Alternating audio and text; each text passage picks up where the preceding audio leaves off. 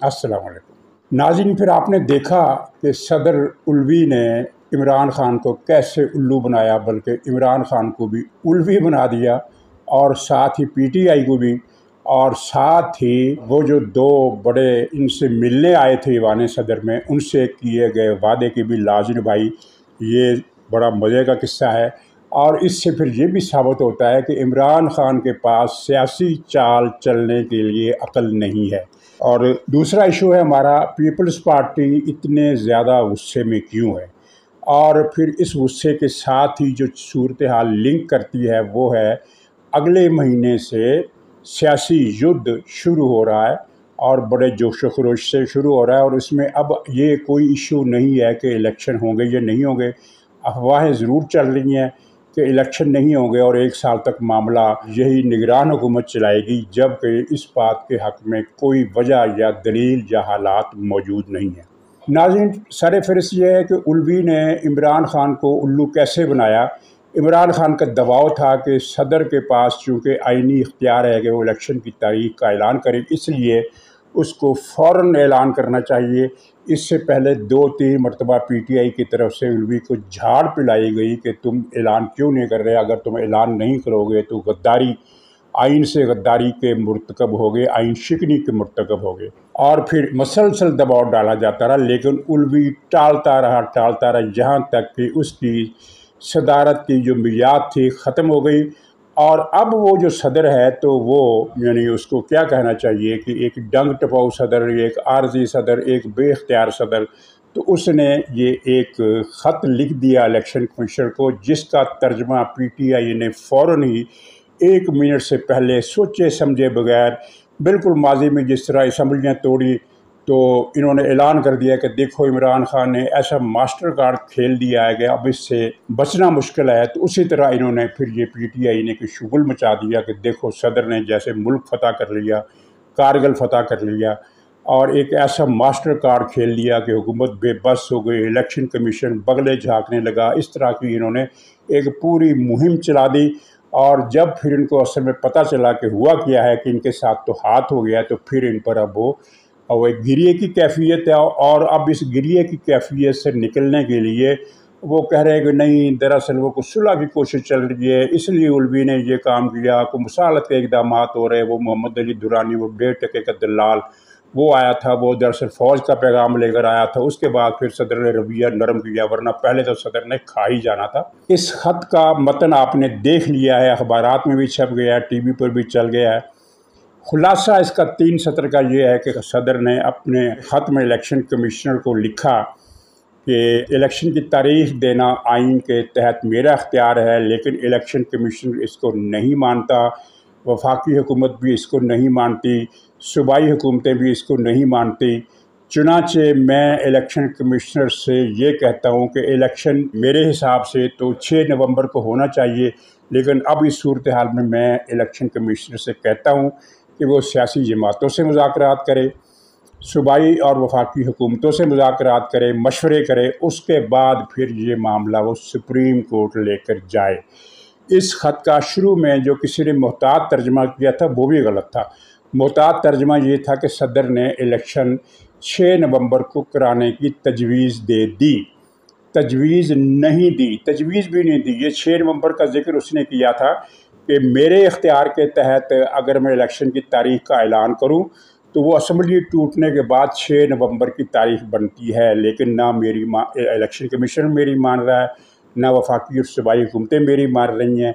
इसलिए मैं election commission से कहता हूं कि वो इन सारे फरीक़ों से बातचीत सलाह मशवरा करे और मामला सुप्रीम कोर्ट ले जाए। गोया कि उसने ये मान लिया कि ये इख्तियार इलेक्शन कमीशन का है।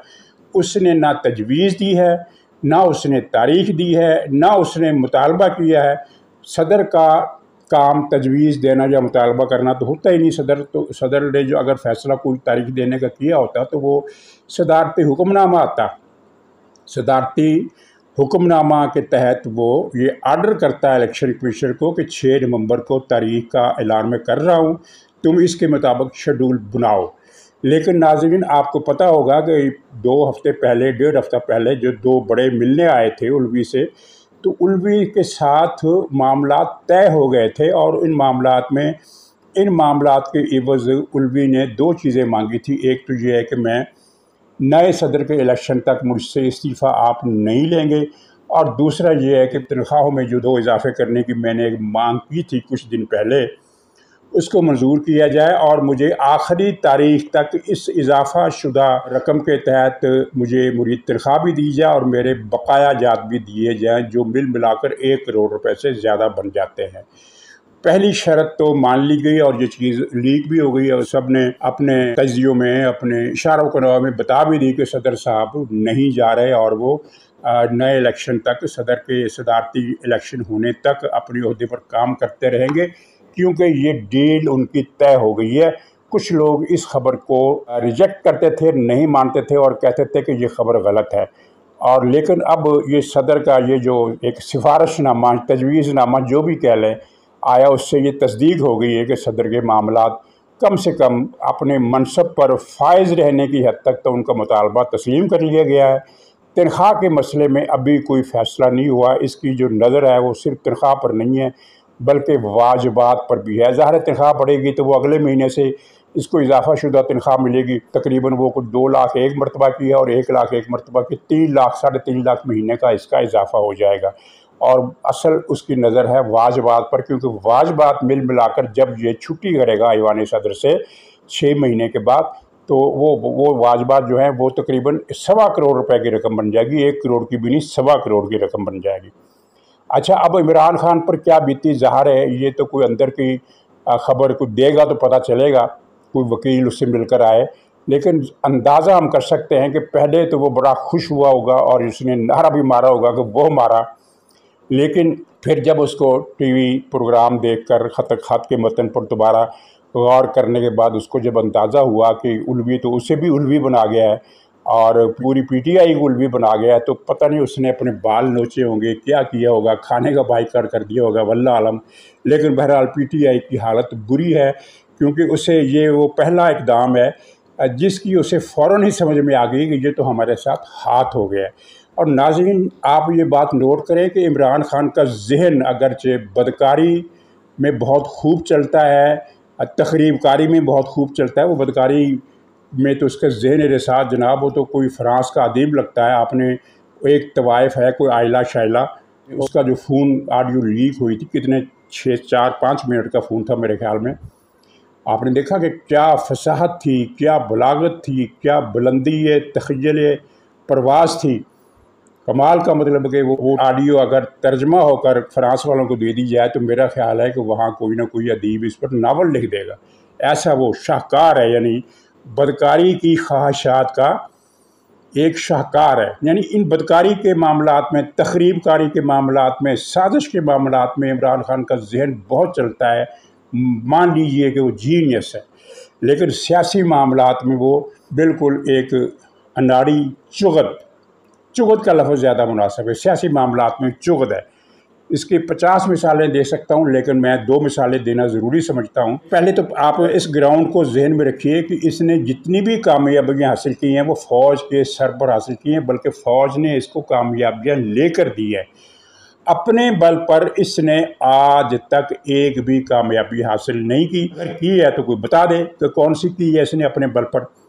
50 مثالیں میں دے سکتا ہوں کہ اس نے 50 سیاسی چالیں چلیں اور ہر چال نہ صرف یہ کہ ناکام ہوئی بلکہ الٹی ہوئی۔ تو صرف 2 مثالیں میں دینا ضروری سمجھتا ہوں تاکہ یہ میں نے جو دعویٰ کیا ہے اس کو سمجھنے میں آسانی ہو۔ پہلی چال یہ تھی کہ جب تحریک عدم اعتماد اس کے خلاف آئی اور ووٹنگ کا دن بھی مقرر ہو گیا تو اس نے اپنی پارٹی کے اجلاس میں خطاب کیا اور جو کچھ کہا وہ اس روز ٹی وی پر بھی چلا اور اگلے دن اخبارات میں بھی چھپا۔ وہ یہ تھا کہ دیکھنا میں کل ایسی چال چلوں گا کہ یہ ان کو شکست فاش ہو جائے گی اور میری حکومت کو کوئی خطرہ نہیں ہے، آپ بے فکر رہیں۔ اور پھر اس کے سیکنڈ کرنے کے لیے پی ٹی آئی کے 2-3 لیڈر، وہ فیصل جاوید وغیرہ اور بھی تو 2-3 جو پریس کانفرنسوں میں آئے اور انہوں نے کہا کہ عمران خان کل ایسا سرپرائز دینے والے ہیں کہ اپوزیشن کا سارا محل جو ہے وہ دھڑام سے نیچے آ گرے گا اور عمران خان اگلے 5 سال بھی حکومت کرتا رہے گا۔ तो नाज़रीन आपने फिर देखा वो क्या मूव थी, जिसको ये समझ रहा था कि मैं मास्टर कार्ड खेल रहा हूँ, बल्कि सुपर मास्टर कार्ड खेल रहा हूँ, शाह मात देने वाला हूँ अपोजिशन को। वो कार्ड ये था कि इसने डिप्टी स्पीकर से कहा कि तुम करारदाद को पेश ही ना होने दो। अदम एतमाद की करारदाद वोटिंग के लिए पेश हुई थी जिस दिन, उस दिन तुमने बैठकर इजलास में उसको वीटो कर देना है और कहना है कि मैंने ये पेश ही नहीं होने देनी। अपनी दानिश में इमरान खान ने बड़ी कामयाब चाल, यानी अपनी दानिश में बड़े ज़बरदस्त चाल चली, और वैसे ही उसकी जैसा उसका दिमाग वैसा ही इनकी PTI की जुमला खोतगान का दिमाग, इन्होंने भी वाह वाह किया, क्या ज़बरदस्त हो गया। इन गधों को समझ भी नहीं आई कि ये चाल चलने वाली नहीं है, ये चाल चल ही नहीं सकती, क्योंकि ये उसकी मिसाल बिल्कुल वैसे ही है जैसे कोई क्रिकेट मैच खेलते हुए हारने लगे तो वो विकटें उखाड़ कर ले जाए। ऐसा तो नहीं चलता। और न सिर्फ ये है कि बल्कि ये तो इनके ख़िलाफ़ एक एक्शन की बुनियाद रख देगा। तो आपने देखा वो वोटिंग फिर बाय आर्डर हुई, सुप्रीम कोर्ट के आर्डर के तहत हुई, और इसने ब्लंडर जो किया वो ये था कि इधर वो डिप्टी स्पीकर ने करारदाद को वीटो किया, इधर इसने असम्बली तोड़ दी। सुप्रीम कोर्ट ने फिर अपने फैसले में लिखा कि इसने असम्बली तोड़ने का आर्डर देकर, और सदर ने उसको फौरी मानकर आइन की खिलाफ वर्जी की है। ये वो मुकदमा है जो इस पर किसी वक्त भी बन सकता है आइन तोड़ने का, और ये बड़ा सीरियस मुकदमा होगा। आइन इसलिए तोड़ा कि जब तहरीक अदम एतमाद टेबल की जा चुकी हो तो वज़ीर-ए-आज़म का असम्बली तोड़ने का इख्तियार वो सलब हो जाता है, वो ख़त्म हो जाता है। इसने फिर भी असम्बली तोड़ी। दूसरी जो बड़ी मूव जिसकी मैं मिसाल दे रहा हूँ वो है पंजाब असम्बली और पख्तूनख्वा असम्बली तोड़ने की मिसाल। इसने उस वक्त भी ये कहा था कि मैं मास्टर कार्ड खेल लूँगा और असम्बली तोड़ दूंगा, जिसके बाद ये हुकूमत टिक ही नहीं सकती। और ये कोई राज की बात नहीं, PTI का हर आदमी TV पर बैठकर यही कह रहा था कि असम्बली टूटने के बाद वफाकी हुकूमत तो टिक ही नहीं सकती। उसके बाद फिर जो नतीजा हुआ आपने देख लिया, यानी वो जो मास्टर कार्ड था दरअसल इनकी अपनी सियासी मौत और मुश्किलात के एक दौर के वारंट पर खुद ही इन्होंने दस्तखत कर लिए, जिसके बाद फिर इमरान खान की मुश्किलात दिन ब दिन बढ़ती ही गई। नाज़रीन अब आने वाले वक्त में क्या होगा? सीधी सी बात है कि इलेक्शन होंगे, और नवंबर में नहीं होंगे बल्कि जनवरी के आखिर में या फरवरी के, या किसी भी फरवरी की किसी भी तारीख को फरवरी के आखिर तक भी जा सकते हैं। इलेक्शन होना है, 1 साल हुकूमत को तूल दिया जाए, ऐसी कोई वजह नहीं। सुप्रीम कोर्ट के होते हुए ये मुमकिन भी नहीं, और फ़ौज का ऐसा कोई इरादा भी नहीं। ये फ़ौज के बारे में लोगों को मशकूक करने की ये कोशिश है। इलेक्शन होने वाले हैं, और इलेक्शन के बाद और अगले महीने के आखिर से अक्टूबर में जब नवाज शरीफ वापस आ जाएंगे, उससे पहले ही सियासी जंग का ऐलान हो जाएगा। और ये सियासी जंग है पीपल्स पार्टी की तरफ से मुस्लिम लीग नून के ख़िलाफ़ छेड़ी गई जंग, जिसका आगाज़ इन्होंने किया। और पीपल्स पार्टी गुस्से में क्यों है? आप ये देखें कि खुर्शीद शाह ने एक प्रोग्राम में बैठकर इमरान खान की तारीफ़ की और कहा कि इमरान खान मज़ीद मजबूत होगा। ये इमरान खान के मजबूत होने का एतराफ़ नहीं है, ना ही ये इमरान खान की तारीफ़ है। ये असल में मुस्लिम लीग नून या JUI को सुनाया जा रहा है कि इमरान खान मजबूत हो रहा है। ये उनका दिल जलाने की अपनी दानिश में कोशिश है। और ये वजह इसकी ये है कि पीपल्स पार्टी को सिंध में कुछ अंदेशे लाक हो गए, और पख्तूनख्वा में इनको कोई इत्तेहादी नहीं मिल रहा। इनका जो प्लानिंग थी कि हम सिंध तो हमारे पास रहेगा, हम जनूबी पंजाब में भी पेशकदमी करेंगे और पख्तूनख्वा में भी हमें इत्तेहादी मिलेंगे, हम आगे बढ़ेंगे। लेकिन तीनों मुकामात पर इनकी जो बिछाई गई बसात थी वो गलत साबित हुई है। पंजाब में जो बचा खुचा माल अगर किसी को मिलना है मुस्लिम लीग नून के बाद, तो वो उसका दावेदार जहांगीर तरीन की पार्टी बनकर सामने आ गई है, और ये पीपल्स पार्टी वहाँ से मायूस हो गई है। सिंध में एक अलायंस बन रहा है, और वो अलायंस NTPP होगा, उसमें JUI भी होगी, उसमें GDA भी होगा, उसमें दूसरी पार्टी भी होगी। ये पीपल्स पार्टी के लिए एक बड़ा सीरियस थ्रेट है जो उसे सिंध में फील हो रहा है। और जब सिंध में JUI इसके ख़िलाफ़ अलायंस बनाएगी तो पख्तूनख्वा में JUI इसकी इत्तेहादी क्यों कर बन सकती है? पीपल्स पार्टी को इत्तेहादी के तौर पर सिर्फ एक पार्टी वहाँ मिल सकती है, और वो है ANP। लेकिन ये दोनों जमातें मिलकर कोई खातिर रिजल्ट नहीं ले सकती। चुनांचे अगले महीने एक बड़ा युद्ध शुरू होने वाला है, और पीपल्स पार्टी की बरहमी जो है वो उसकी गमाजी कर रही है कि अगले महीने क्या होने वाला है।